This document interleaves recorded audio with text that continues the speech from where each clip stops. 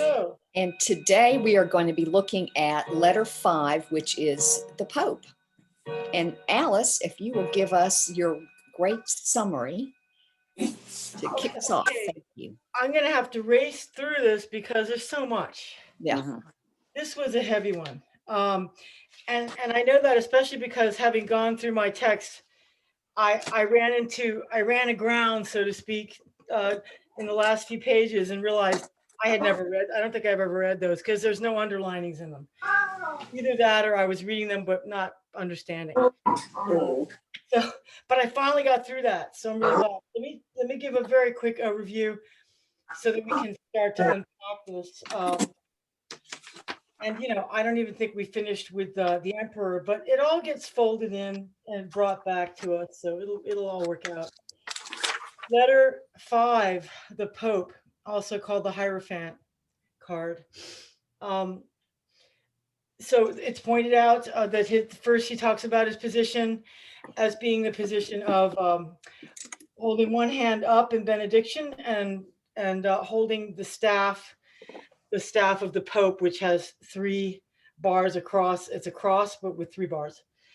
So this is the card of the sacerdotal act. I mean, the only way I can just sort of give the overview is that it's about sacerdotal acts. So it's going to be a deep exploration of sacred magic.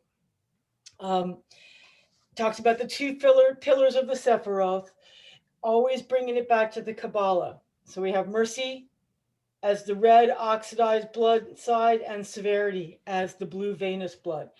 Mercy representing blessing and severity representing prayer, which is, human suffering and moving through prayer upward.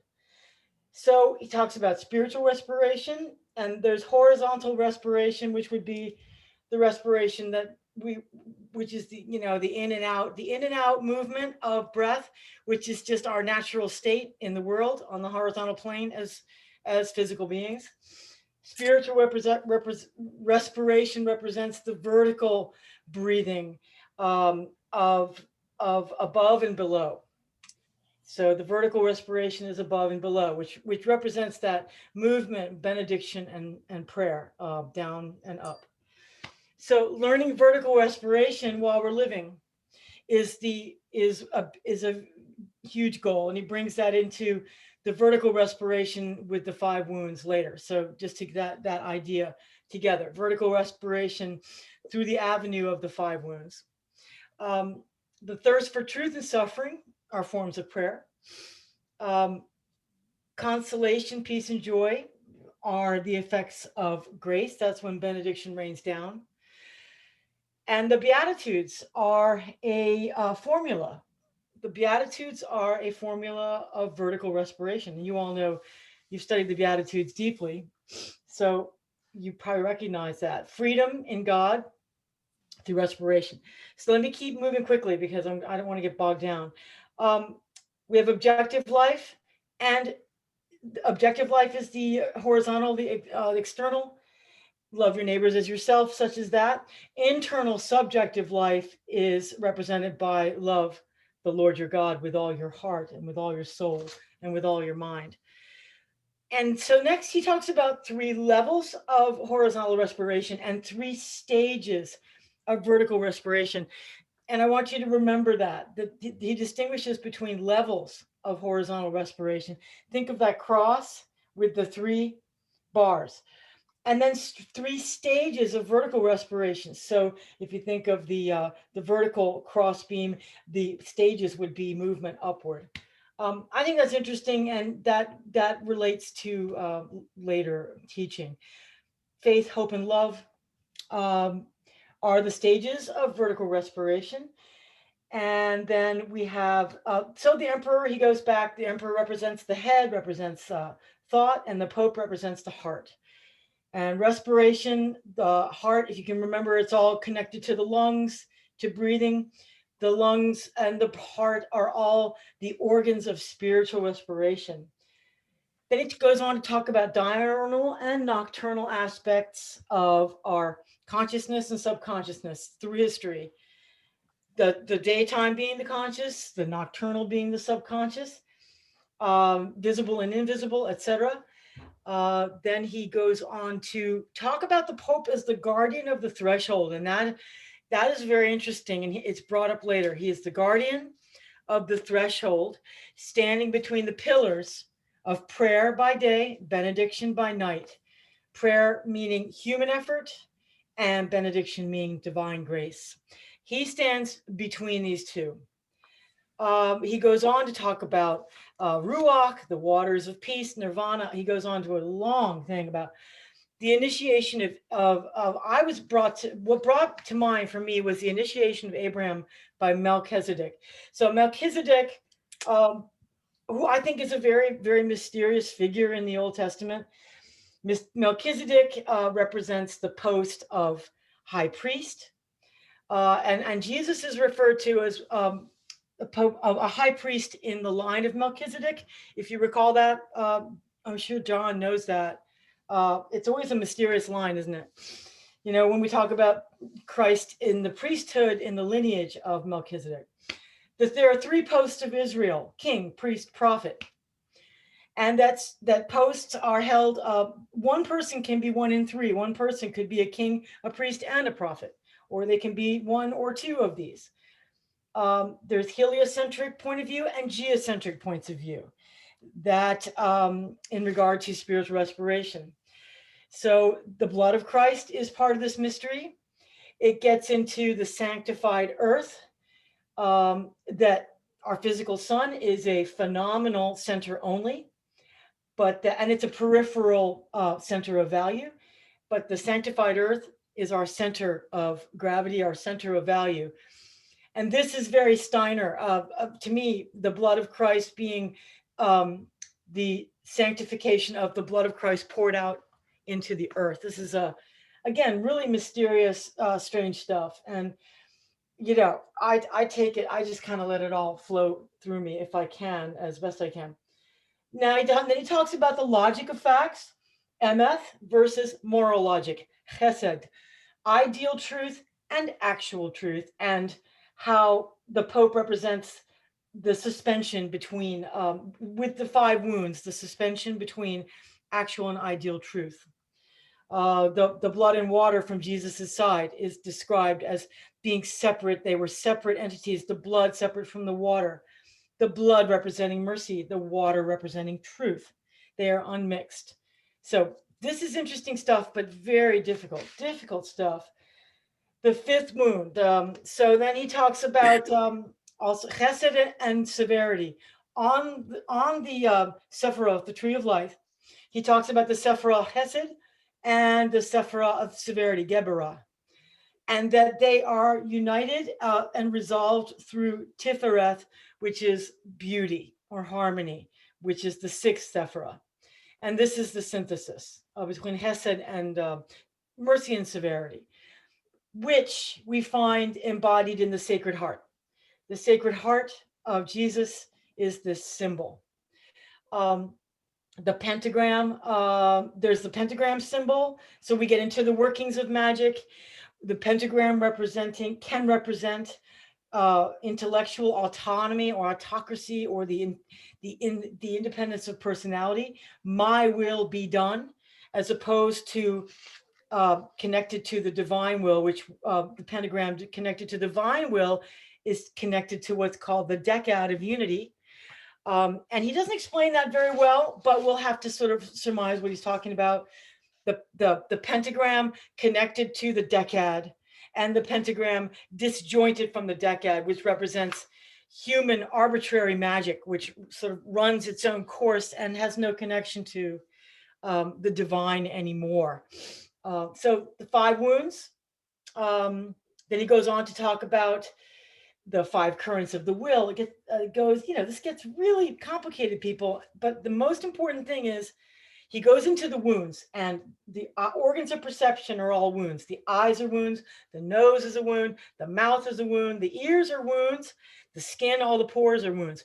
talks about the 5 wounds, and they correspond to the 5 limbs of man: the head, the arms, the legs. Those are the 5 limbs of action. So perception, action. And then he talks about the 3 vows of obedience, poverty, and chastity. Very important. We'll go into that. Um, then he connects that to well, I'll just skip over all that. The choice between solar law, the solar law being the operation of the solar law is the law of the heart, which is obedient to and part of a flame with divine love. And then the operation of the sacred pentagram depends on purity of will and freedom of choice through the presence of the beautiful and the good. Now, good, this interestingly, that the good is merely the presence of good, and the defeat of good is merely in its absence. It does not fight evil, but the absence of good is the success of evil. Evil succeeds when men are not good. Then he goes into the 3 the levels of he corresponds the levels of limbo, purgatory, and paradise in the Catholic cosmology, corresponding to nature, human, and the divine. Nature, limbo; human, purgatory; divine, paradise. Again, talking about liberation, the sacred pentagram of the 5 wounds represents the states of human being. And so the quinternary, which is the word he uses, when the quinternary is separated from the decad of unity, the decad of divine will, we have arbitrary magic. And so then he talks about the three symbols, and this is it: the cross, the pentagram, and the hexagram. And that the Pope represents he's the guardian to ensure that the vow of obedience, picking up your cross, carrying the cross, must happen before you have access to the 5 wounds of the pentagram. Before you have access to the 5 wounds, you must have borne the cross. And from the pentagram, you must have taken on, which is the vow of poverty, and the vow of chastity is what allows you to pick up the hexagram, which is another operational formula of magic, of which I don't know what the heck he's talking about. And I'm done. Phew. That was good, Alice. I guess we're done for the day, right? Yeah. My cliff notes. At least we all feel the way Alice feels about it. Man, oh It was man. hard. This was a tough one, really tough. I think they all are. I mean, I can see. How many times have you said you've read this, Alice? This will just be my second time, honestly, through. And like I said, that part of the chapter, clearly, I spaced out. And so this is the first time I've read the last part of that chapter, of that letter. You know, what was fundamentally hardest for me of this one, of all of them, is this idea of this Pope, this intermediary. You know, when we were given the Spirit, the Holy Spirit, I'm not Catholic. I don't have any of that understanding. I mean, what do I know about the Catholic faith? That, you know, that the priests go after little boys. I mean, this is, you know, my husband was Catholic, and you know what? A priest went after him. So it's, I mean, these are I don't know that the whole, it was a barrier for me, I will tell you, to try to think through this concept of the Pope as this intermediary of that. So thank you. True. And as a Protestant, yes, I have a similar thing. I have a similar, even problems with authority in the church, even up to the level of bishop. But he points out there's the post of the Pope. Mm-hmm. It doesn't matter who or which, any human or being that's in those posts exist, and they are part of a hierarchy. And you cannot abandon, and he says, no matter how bad, clearly the position of Pope, he talks about the position of Pope being cast into the catacombs. Did you see that? The throne of the Pope could be cast in the catacombs, which means it's in hell. And that doesn't matter, because the existence of the post of the Pope will always be there as a hierarchical, metaphysical reality. Okay, that's what's important to understand. Not whether which fallible person is in there. Okay, and whether you believe in the infallibility of the Pope, I don't care. That to me is that's all a muddle. That's a human muddle, but it doesn't eradicate the truth of the post of the Pope as the guardian of the threshold of the spiritual respiration process. Well, and also, and it said at the end, and you talked about that this mission of this post of the Pope is to ensure spiritual obedience, poverty, and chastity. That's just not lost. And then I don't understand the way that he described chastity. And to go back a second, you acquire these 5 wounds from the 3. 1, obedience. Now that he tied together. He talked about, this is what binds the will to greatness. The greatness, the desire to be great. That was one of the 5 wounds. And then poverty, he described as a practice of inner emptiness. That I can understand. But the chastity talks about, it binds the hunter in us. And he says not even necessary sexual. And I think of chastity as being the physical, the sexual part of it. And then he talks about, okay, you live without covetousness and without indifference. Yes. What is That's this? Key. That's key. I think that's key. Dwell on that sentence. Okay. Because if your center of gravity is the heart, and you have taken the vow of chastity and obedience, chastity, and poverty, then you can be without covetousness and without indifference. That is think about what state of being that is. You don't desire anything, and you are also not indifferent. This is really interesting, because this goes back to another esoteric text, Light on the Path, that I was just reading again. And one of the first things it says is, and this has always stuck with me, kill out ambition. This is talking about what you must do with the self. Kill out ambition, but continue to act as one who is ambitious. Do you understand that paradox? Yes, one's based on ego and the other one's based on flow of how life is without our ego. Because that's one of the wounds is also to advance at the sake of others, stepping on somebody else to get the promotion. So it's ego, a lot of ego. Yes, so but if you completely just kill out all so-called human desire to, like the emperor is pinned in place. Remember, he can't move his arms, he can't move his legs. It's not just a stasis of being pinned, but liberating the human will so that it can act with zeal and with excitement, but without getting caught up in intoxication. Okay, staying sober. Chastity is about sobriety, staying extremely sober. You do not get caught up in fanaticism. You do not get caught up in blind ambitions. You do not get caught up in these things. Do you understand? So you must kill out ambition, but yet continue to act as one who is ambitious. In other words, you're still in the world and you still must act like you care about these things. But it's not even acting, but it's moving it to a higher center of operation. Alice, I found that really helpful. And what was ringing in my own mind was in the presence process, the distinction between responding and reacting.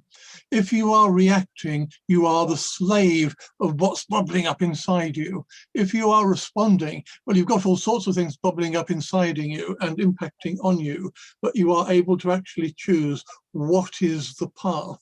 And that seems to be very much related. But Dory, I am highly disappointed and critical with a lot of what the church is all about. But to make sense of this particular stage in the Arcanum of the Tarot, to make sense of it, I have to remember, as Tomberg says right at the beginning, never forget this is about blessing. The Pope or whatever is to do with blessing. And I think if we are going to switch into this, instead of remembering all the horrible, perhaps true stories about religious hierarchies and how they behave, look at your own experience where you have actually found blessed and where you found yourself helped by someone else or something else in your spiritual journey. And that probably is going to be something like the Pope for you, even though he won't be dressed in quite the same sort of way as this character is.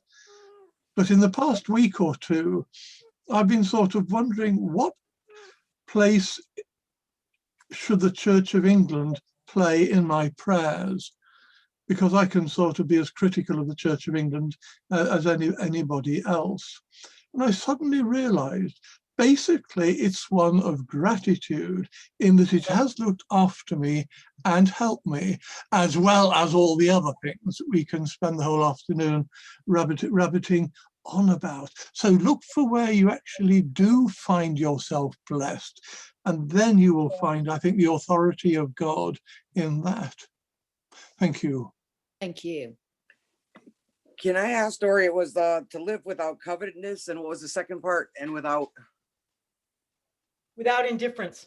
Oh, without Indifferent. indifference, yes, right. Because as you were sharing, and I was thinking back, I'm only starting on card one. I have to catch up, so I'm back. I'm doing 1, 2, 3, 4 in the meantime. And the whole thing about that card one was concentration without effort, and that's sort of how I see this chastity also. It's not so much an outward issue. It's about like what Alice was saying. It's a heart condition.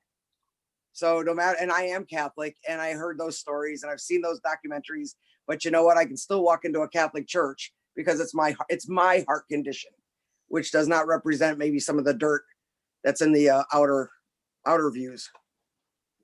But I do think, like what Alice was saying, that it is heart condition, but there's also service. There also is the action that is required with it, because then he talks about shortly after that is, purity of will. So will to me denotes that that's going to be maybe a foundation for action, because then he talks about how that the wounds enable one to lead souls out of limbo and purgatory. So the wounds are necessary for the right will and the right action, which is, I think, that service that is, and maybe that goes back, John, to what you're saying, the blessing and the blessed, to be in that, to allow the self, the being, to be in that place of pure, purity of heart,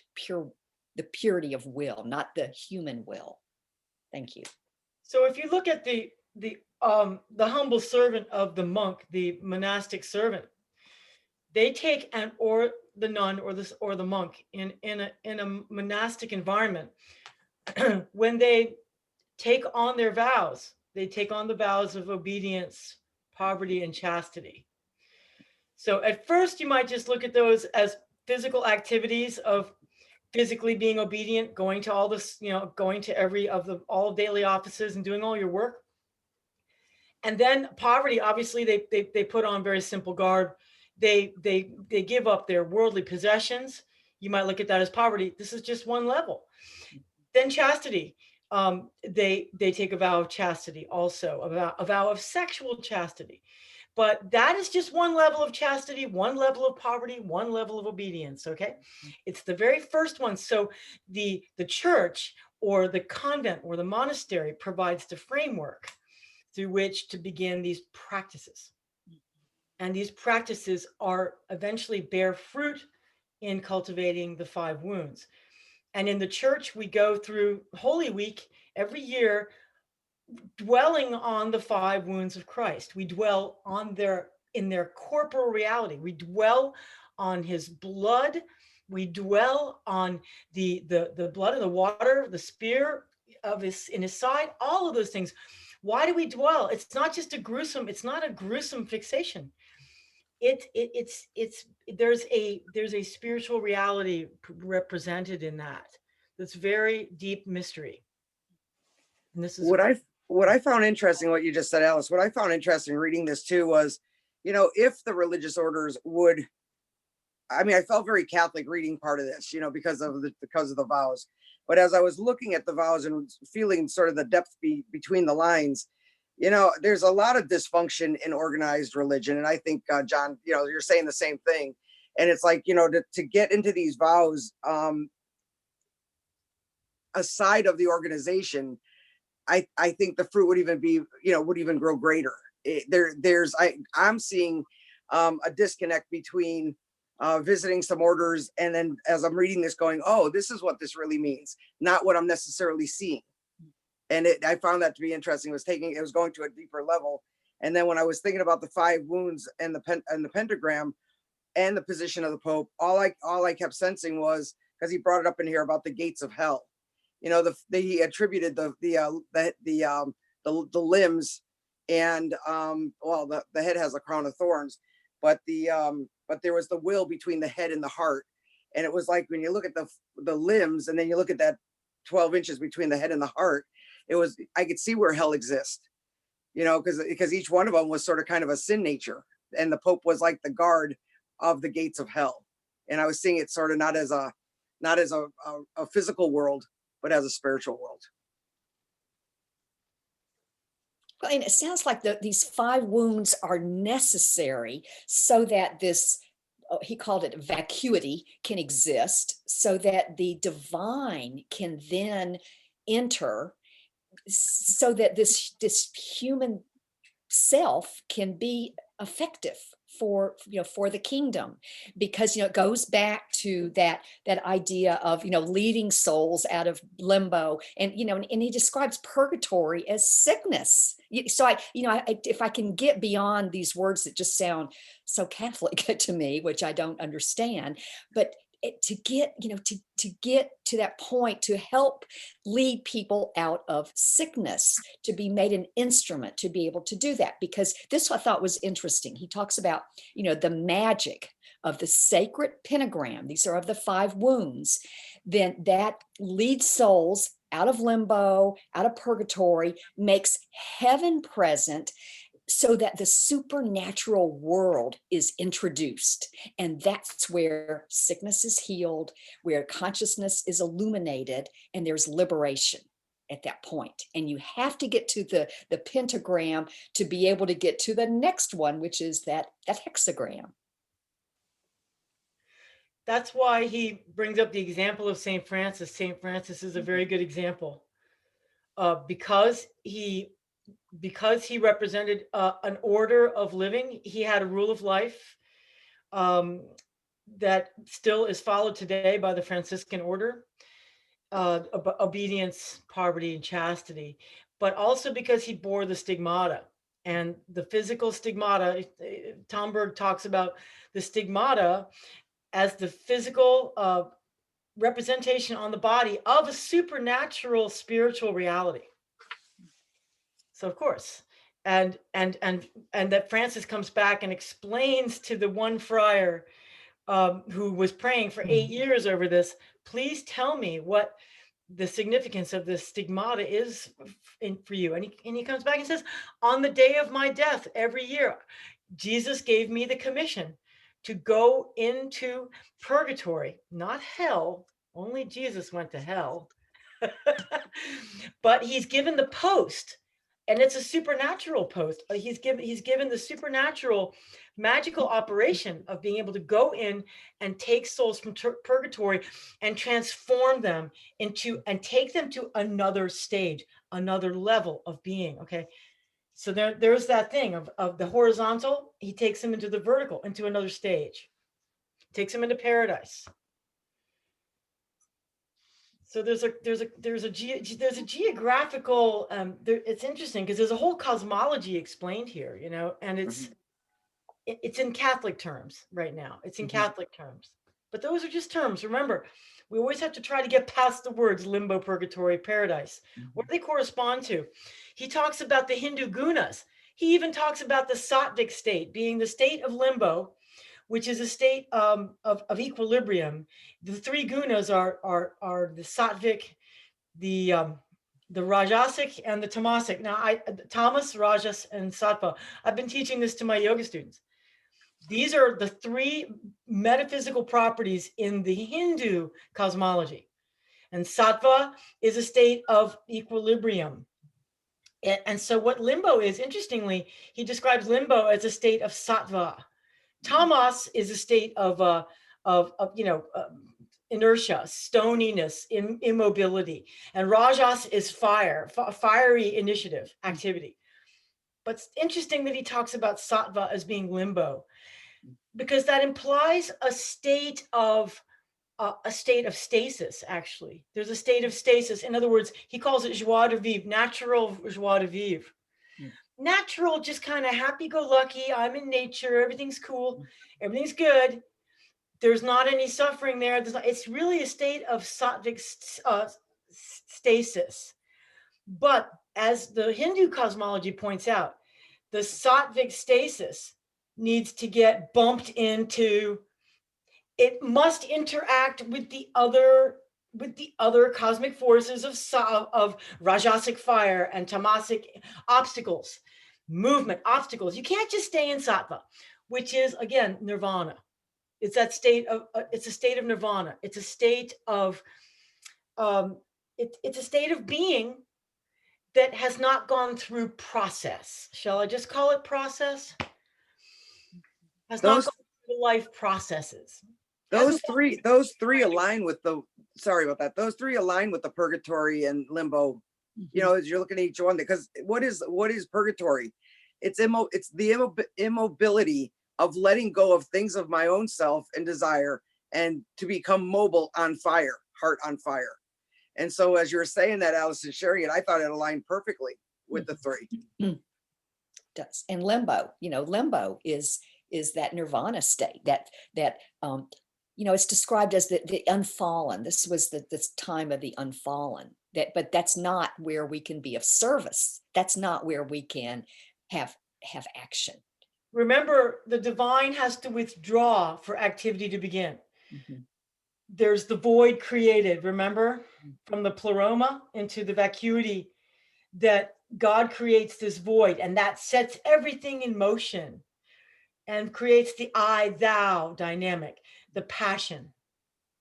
And this is the passion, the incarnation. All these things are from that, moving away from the sattvic nirvana and withdrawing into the void is what creates the dynamic. And that's just fascinating to think about. Well, and this so related to what's happening with limbo, purgatory, and paradise. You know, purgatory is an interesting place. It's so helpful for you to talk about and putting this in context with you know, Hindu, because of the statement that Tomberg says that, you know, this post of the Pope, you know, he is a guardian of this pentagram of 5 wounds and guards the one legitimate way to go from the cross onto the pentagram. So to hear that, you know, okay, it is one legitimate way, but it encompasses, in effect, all ways with different words. It's the foundational principle. So that's helpful to hear, because I was getting stuck in the Catholic.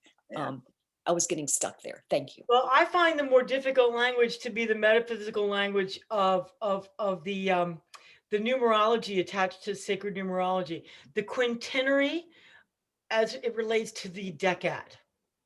So what did you make of that? Because he doesn't really explain the decad at all.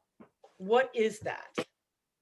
The way that I interpreted it, which is probably wrong, was that the quintinary, the five, are simply the potentials of the soul.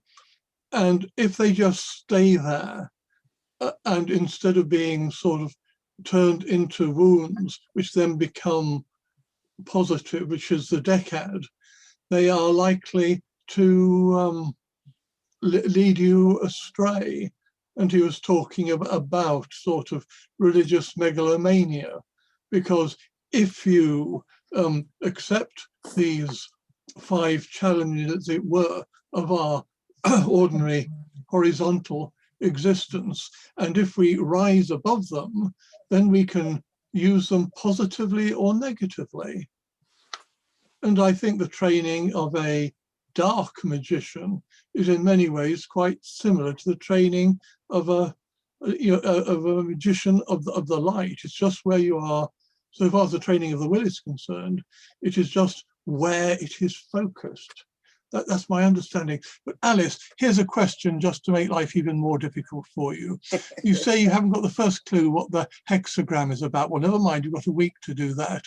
What I want to know, what is the significance of actually saying the 5 wounds are a pentagram? Now, I know there are 5 wounds and the pentagram is a 5-pointed star, but what is added to spiritually or anything else to the 5 wounds of Christ by calling them a pentagram? I don't quite understand the significance of a lot of these Hermetic diagrams. Yeah, I know. And I'm not going to be able to explain it too well, except that sacred geometry and these figures are very important. And when we move into the hexagram, I think that's where we move into the Seal of Solomon. Mm. Then you have the 6-sided figure with the triangle facing up, the triangle facing down, the chalice, Yeah. blade. And that's got a whole, and that's also, he mentions at the very end of this, Father, Son, and Holy Spirit. Father, Son, Holy Spirit, the Trinity facing up. And then there's the Trinity facing down, which is Mother, Daughter, Holy Soul, which I have found to be a very profound teaching of Tomberg, the Mother, Daughter, Holy Soul, corresponding to Father, Son, and Holy Spirit. And he'll explore that much more deeply. So again, it's using, and it's the way that Lynn, we use the Seal of Solomon to describe the Gospel of Thomas, to keep a symbolic representation in our minds. It helps us. It's just a tool. So don't get caught up in it. It's just a tool, but it helps us to visualize. If you look at Leonardo's man, he is in the sign of the pentagram, isn't he? Head, the 2 arms, and the 2 legs. It's really a really basic symbolism of the human figure with the 5. The 5, but he talks about the number 5 and the number 2 as both being evil numbers. Doesn't really go into why, but we can guess that the 5, I would say, representing the human, the individual human who is not attached or disciplined by any spiritual practice. They are open to 2, which is the diabolical. 2 is dualism. 2 is the diabolical. You see, so that's always at play. That's always at play. So the decad, there's the decad, which is the decad of unity. 5 times 2 is 10. It's unity. That's the number. That's the number of completion. In the Kabbalah, the number 10 is a number of completion and unity. And so again, I'm trying to tie this all in, but you see, it does presume, he's presuming an awful lot of deep knowledge of Kabbalah. Thank you. What you were saying about the pentagram being a diagram of a basic human figure. That is really helpful, and that hadn't occurred to me. Thank you. Yeah. I think that Tomberg somehow is he's talking to a group of people that is much larger than this group that we represent. And some of this occult magic stuff I don't have a whole lot of reference for, but based on what he's opening up and revealing to me within this realm of spirituality that I am more versed in. I just can only imagine that if I had a basis or grounding in occult magic, that somehow there'd be a whole other dimension of clarity for me, in which he would be showing me how to approach a right and divine and sacred way to understand and comprehend these things that we seem to in our fallibility to just sort of twist twist up a little bit. And it occurred to me as we're talking, there's obviously, with this card being called the Pope in this this Marseille tarot deck, and Tomberg's conversion to Catholicism, there's all these Catholic terms wrapped up that some of us are more familiar with or see from different angles. It just occurs to me that as we're talking about, you know, the fallibility of the church and the priests, that he, even within the first letter, this was the first warning at the end of the first letter is, are you going to be the magician, or are you going to be a charlatan? And you know, whatever kind of beef we have with you know, the priest who has authority at the parish down the street in the way that they wield their power, I think that warning in the first letter applies directly to, you know, these horrible stories that we know have occurred. And so as I'm reading this stuff, I'm I'm thinking that I'm recognizing the way that I need to guard my heart and mind, because did all of those priests who, you know, use their position and their authority, you know, they've moved from a will to serve to a will to power, right? As they've taken advantage of the community that they have authority over.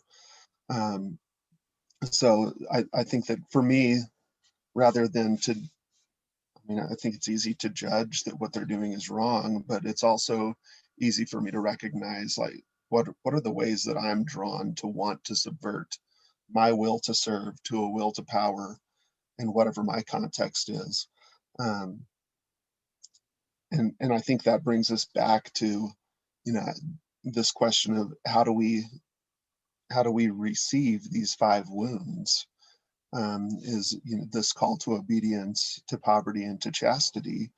You know, I think there's also the question of, like, have we comprehended the 5 wounds and why we need to receive them? And it just occurs to me a little bit that there's some freedom in that in them being wounds, we're no longer nailed to that cross, and we're no longer stuck in this position that the emperor is in, even, but in receiving those wounds, there's freedom to act, and there's freedom to move. That's what was coming up for me as I read this letter, was that in the receiving of these wounds, there is freedom, and the freedom to be of greater service in the world, which I think is sort of the desire that led me to this book wound up in my hands, somehow, as I was starting to really pray into, like, what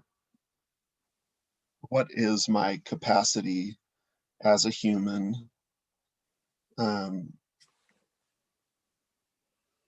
in this community that I serve in, our dry bones community on the street here in Denver. I sit in the midst of suffering, and I've been there in this community for 5 years. And as I read the gospel and even some of the stories that have come up in this book, we see how did Peter access his humanity and his unmediated union with divinity to heal the sick, raise the dead. And if Christ tells me that somehow I'm going to do greater things than he did, I probably need to believe that on some level. And so I don't quite understand half of what I'm reading here, but it does seem to be leading us in a direction where we recognize what our potential as humanity is, and how we were invited into, I think, maybe this unmediated union with the divinity, so as to access this paradise here and now, as it's just not just pie in the sky by and by, I guess, seems to be the good news that that this is offering to me. So that's my thought for the moment. Mark, can I ask you, at the very first of what you were saying, and this is very elemental, but exactly what did you mean by receiving these 5 wounds?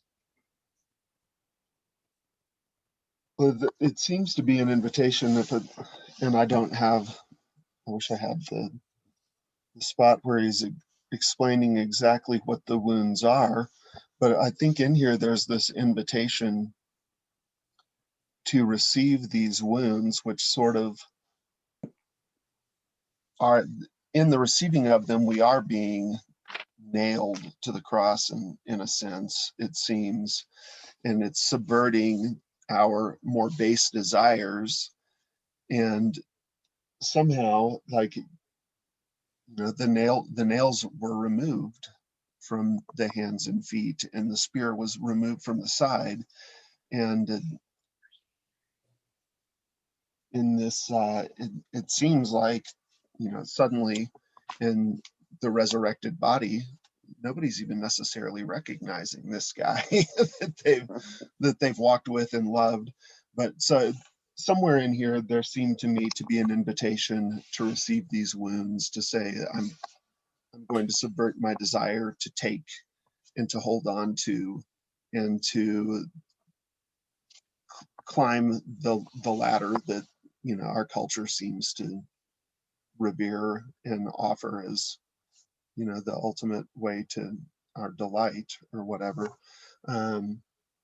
So somewhere in here there seemed to be an invitation to receive those wounds, and I think that even the example of the stigmata that St. Francis received, and some of the other folks that maybe we'd aspire to living lives like, these wounds showed up on them in some sort of way. I don't know if that answered your question well or not. It does. Yeah, no, I thank you. It does. One thing that when I'm thinking of these 5 wounds and sort of the picture of this number 5, and he describes there, each one. So it's the right hand, it's the left hand, it's the right foot, it's the left foot, and then it's the heart. So if you think of just being nailed to the cross, and then the heart is pierced, and that would be that that 5th wound at the heart. So I can see that through his terminology of these 5 dark currents of the human will, and how that relates to the crucifixion, being up on the cross, which then leads me to a question that I have, and this is what the Pope is he's at the middle of the conflict between ideal truth and actual truth. And then the ideal truth is that mercy, the blood, and then the actual truth is the water. This is from the, the piercing of the side. So can we unpack, can we talk a little bit about this idea of ideal truth and actual truth?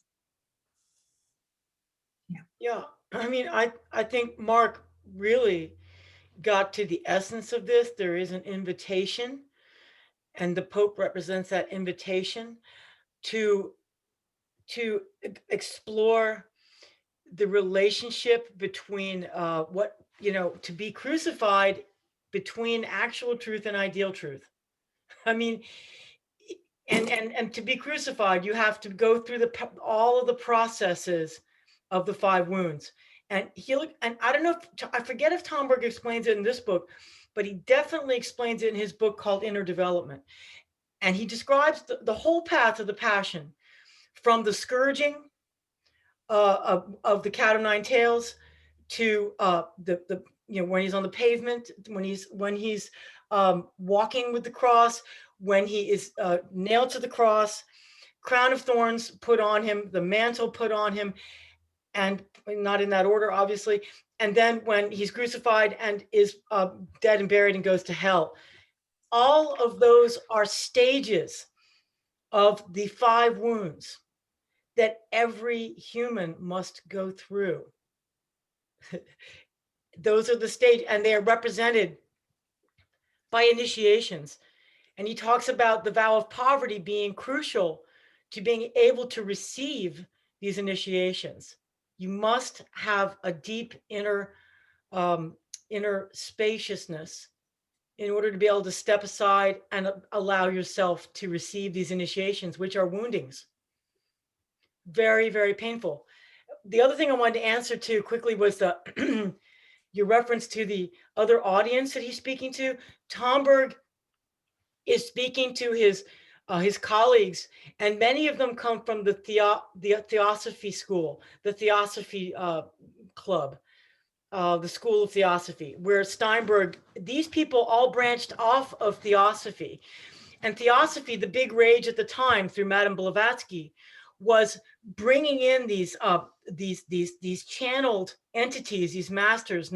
One was the Tibetan Djwhal Khul, these masters that were from the East, by the way. So there seemed to be a big influx of Eastern philosophy at this time. And back at the turn, we're talking about the turn of the 18th century, 19th century. There was a big influx in the early 1900s of this Eastern influence that came in, the ideas about reincarnation, about the Buddhist principles, the principles of the Hindu philosophy. They became all the rage, so to speak. And I think what Mark is addressing is very important, because it's, who is he speaking to? What is the audience here? And our audience today is different than the audience that he was speaking to when he was a fresh convert to Catholicism. He had to leave. He had to leave this crowd of theosophists, because while he's able to bring in those elements, he talks about different aspects of Buddhism and Hinduism, and he integrates them into this discussion. But at some point, he is saying that one must commit. One must not just continue to be titillated in the mind by spiritual theories and cosmologies, but one must commit with the heart. And that is what he is talking about the Hermetic path being. That's what he's trying to describe. And Mark, I think you capture that essence very, very wisely. We have to apply this to our own lives. For the Theosophists, some of them were just titillated by all this. And I think the feeling was that they were using it for personal aggrandizement, an accumulation of knowledge and power to become occultists. And that is a very dangerous path. And I think that this is what Tomberg is warning against.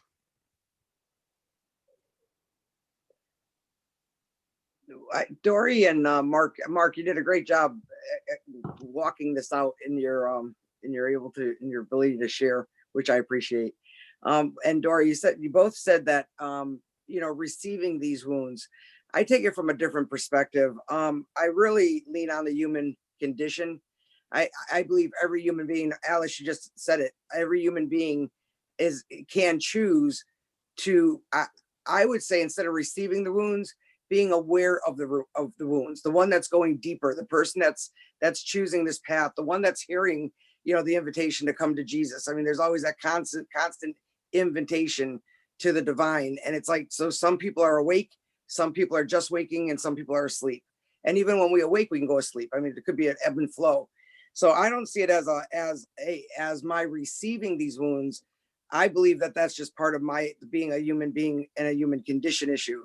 So when I look at these, as I waking up and I look at the wounds that he talked about on the hands and the feet, and then the heart, it makes a lot of sense to me. I mean, each one of these items, he also called the gates to hell, not the heart, unless the heart goes evil.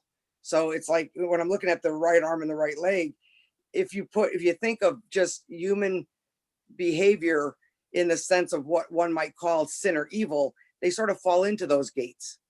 And so for me, it's more of an awareness or an awakening rather than receiving.